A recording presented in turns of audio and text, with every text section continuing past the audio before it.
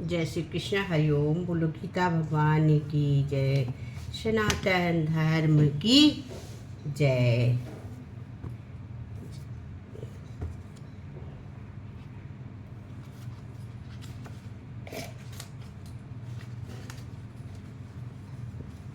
अध्याय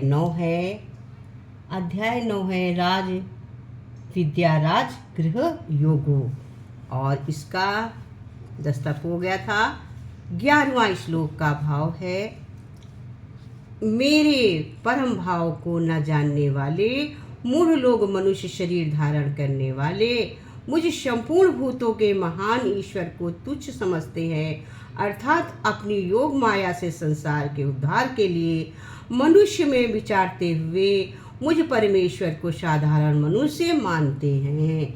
ईश्वर को भी साधारण मनुष्य मानते हैं, क्योंकि अज्ञान वो समझ ही नहीं आता है कि ईश्वर क्या है। जब तक आत्मज्ञान नहीं होता है, परमात्मा कहते हैं कि परम भाव न जानने वाले, परमात्मा के भाव को न जानने वाले मूढ़ दिमाग के लोग क्या करते हैं, शरीर धारण मुझ सबको संपूर्ण भूतों के समान ईश्वर को समझते हैं, अर्थात सब योग भाव से संसार में उद्धार के लिए मनुष्य रूप में विचरते हुए भी मुझ परमेश्वर को साधारण मनुष्य ही समझते। लोग जब ईश्वर भगवान संसार में धरा पर आते हैं तब हम उनको जान नहीं पाते हैं। जब वो धरा से चले जाते तब हम पीछे से सोचते, अरे ये गुरु आए, हम तो वहाँ दर्शन करने नहीं गए, हम तो सत्संग नहीं किए।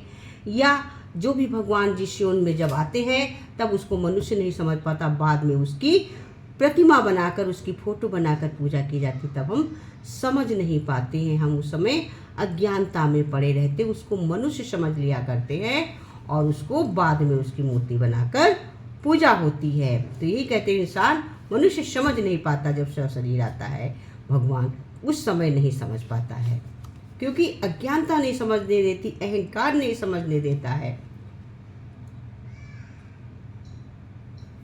वे व्यर्थ आशा और व्यर्थ कर्म और व्यर्थ ज्ञान वाले विचित्रित अज्ञानी जन राजसी, आसुरी और मोहिनी प्रकृति को ही धारण किए रहते हैं, अर्थात जिसको आसुरी स्वभाव वाले जो हैं संपदा नियम विस्तार पूर्वक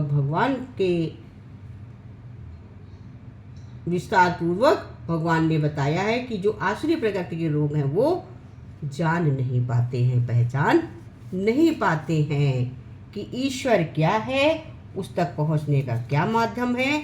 वो इधर उधर फंसकर ही रह जाते हैं।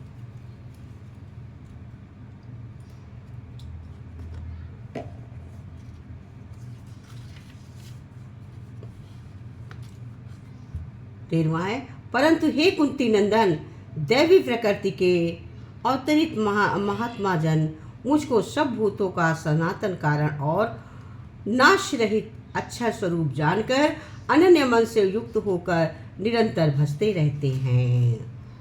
14वां है, वे दृढ़ निश्चय वाले भक्तजन निरंतर मेरे नाम और गुणों का कीर्तन करते हुए तथा मेरी प्रकृति लिए करते हुए और मुझको बार बार प्रणाम करते हुए सदा मेरे ध्यान से मुक्त होकर अन्य प्रेम से मेरी उपासना करते हैं, मुझे पूजा करते हैं, दर्शन करते हैं, स्मरण करते हैं। दूसरे ज्ञान योगी मुझ निर्गुण निराकार ब्रह्म का अज्ञान के यज्ञ द्वारा अभिन्न भाव से पूजन करते हुए भी मेरी उपासना करते हैं, और दूसरे मनुष्य बहुत प्रकार से स्थित मुझ विराट स्वरूप परमेश्वर पृथक भावना से उपासना करते हैं।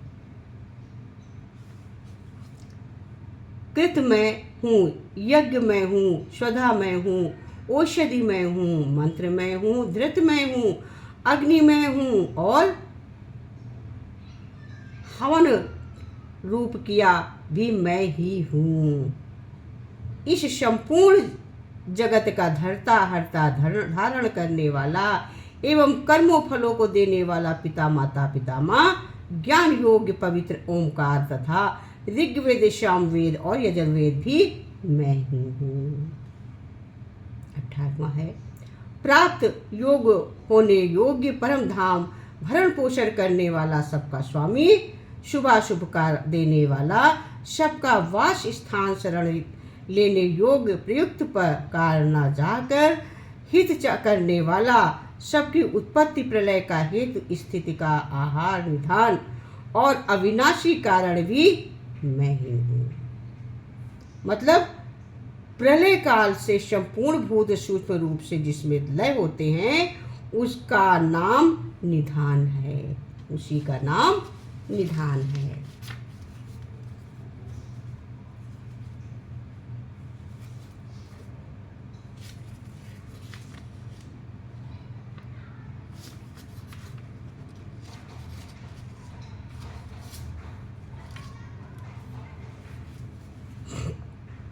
उन्नीसवां है, मैं ही शैव रूप से तपता हूँ, वर्षा का आकर्षण करता हूँ और उससे बरसता हूँ। हे अर्जुन, मैं ही अमृत और मृत्यु हूँ और सत असत भी मैं ही हूँ। क्या कहते हैं? मैं ही भी बरसता, मैं ही आकर्षण, मैं ही बरसता। अर्जुन से कहते हे मैं ही अमृत हूँ और मैं ही मृत्यु हूँ, सत असत भी मैं ही हूँ। 20वां का भाव है, 20वां श्लोक है, तीनों वेदों में विधान किए हुए शम सकाम कर्मों को करने वाले, सोमरस को पीने वाले, पाप रहित पुरुष मुझको यज्ञ के द्वारा पूज कर स्वर्ग की प्राप्ति करते हैं। हे पुरुष, अपने पुण्यों के फल रूप स्वर्ग को प्राप्त होकर स्वर्ग में दिव्य देवताओं के भोगों को भोगते हैं। 20 तक हो गया, यहीं पे विराम लेते हैं। यहाँ स्वर्ग प्राप्ति के लिए प्रतिबंधक देव ऋण रूप पाप से पवित्र शरीर समझना चाहिए। क्या है? क्या आप कहा है कि शरीर प्राप्ति के लिए प्रतिबंधक देव रूप पाप से पवित्र होना समझना चाहिए। अब हमारा श्लोक 20 हो गया, यही के साथ विराम लेते हैं। जय श्री कृष्णा, हरि ओम तस्सत्।